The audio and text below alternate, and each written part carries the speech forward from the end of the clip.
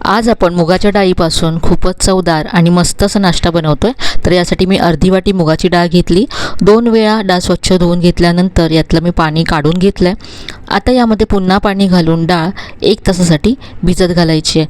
जास्त घाई असेल आणि वेळ नसेल तुमच्याकडे तर गरम पाण्यामध्ये अर्धा तास डाळ भिजत घातली तरी चालेल। आणि सकाळी नाश्ता बनवायचा असेल तर रात्रभर भिजत घालून सकाळी तुम्ही नाश्ता यापासून बनवू शकता। 1 तासामध्ये डाळ छान अशी भिजली जाते। आता यामध्ये अर्धी वाटी पोहे घालायचे आणि हे असे भिजवून ठेवायचे 5 मिनिटं, म्हणजे पोहे सॉफ्ट होतील। तर इथे 5 मिनिटं झालेत, पोहे सॉफ्ट झालेत। आता डाळीसोबत पोहे धुवून घ्यायचे,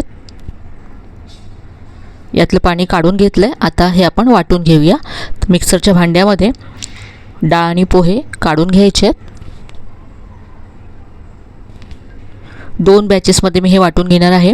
यामध्ये मी थोडंसं आलं घातलं आहे, 2 हिरव्या मिरच्या घातल्यात, यानंतर पाव वाटी यामध्ये दही घालायचं आणि हे वाटून घ्यायचं आहे। तर पहा अगदी बारीक असं सगळी डाळ आणि पोहे सगळं मी इथे वाटून घेतलं आहे।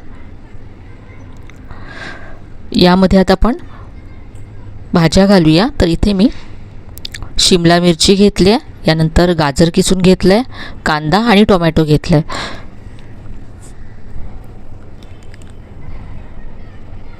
भाज्यांचं प्रमाण तुमच्या आवडीप्रमाणे तुम्ही कमी जास्त करू शकता।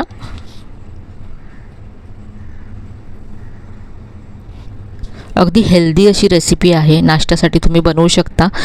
रात्री जर डाळ भिजत घातली तर सकाळी अगदी कमी वेळामध्ये हा नाश्ता तयार होईल। चवीप्रमाणे यामध्ये मीठ घातलं, अर्धा चमचा धनेजिरे पूड घातले, कोथिंबीर घातले, सगळं मिक्स करायचं आहे। यामध्ये तुम्ही कोबीसुद्धा बारीक चिरून घालू शकता।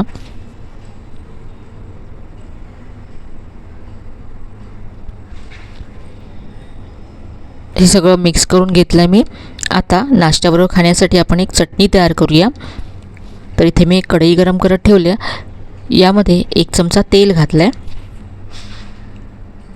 थोडंसं इथे जिरं घातलं, 2 हिरव्या मिरच्या यामध्ये घातल्यात आणि 1 टोमॅटो घेतला आहे, असं मोठे तुकडे करून घातला यामध्ये। याबरोबर 3 ते 4 लसणीच्या पाकळ्या घातल्यात। टोमॅटो सॉफ्ट होईपर्यंत आपल्याला परतून घ्यायचं आहे। टोमॅटो सॉफ्ट झाल्यानंतर यामध्ये थोडीशी कोथिंबीर घालायची आहे, लगेचच गॅस बंद करायचा आहे। यामध्ये चवीप्रमाणे मीठ घातलं आहे।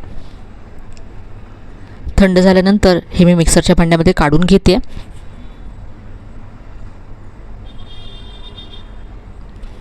यामध्ये आता 1 मोठा चमचा चणे किंवा भाजलेली चण्याची डाळ घालायची आहे, अर्धी वाटी ओलं खोबरं घातलं आहे आणि पाणी घालून ही चटणी मी वाटून घेतली।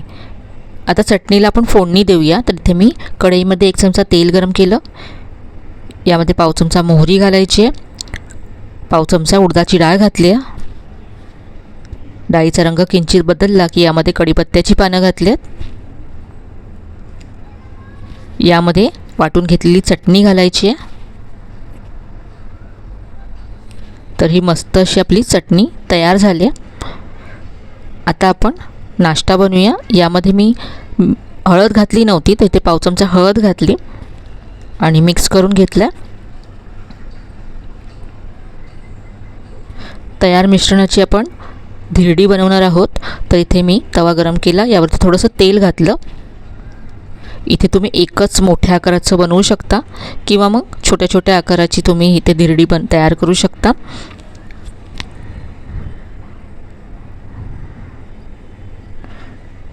इथे मी एका वेळेस 3 तयार करून घेणार आहे। एका बाजूने भाजल्यानंतर उलटून घेतलेत मी।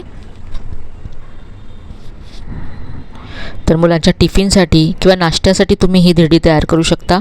चवीला खूप छान लागतात आणि अगदी सोपं असं साहित्य यामध्ये आपण वापरलं आहे, जे नेहमी आपल्या घरी उपलब्ध असतं। पौष्टिक आहे, नाश्त्यासाठी अगदी हलकी अशी रेसिपी आहे। गरमीच्या दिवसामध्ये तुम्हाला काहीतरी हलकं फुलकं खायचं असेल पण तरीही चवदार हवं असेल तर हा नाश्ता तुम्ही तयार करू शकता, अगदी झटपट तयार होईल।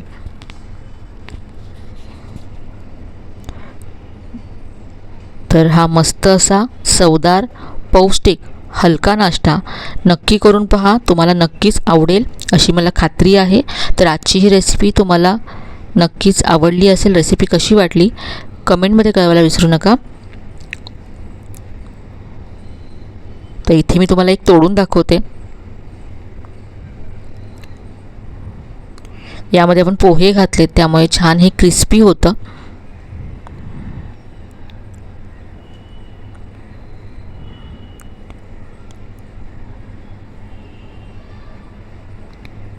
तर रेसिपी आवडली असेल तर व्हिडिओला लाईक करा, शेअर करा.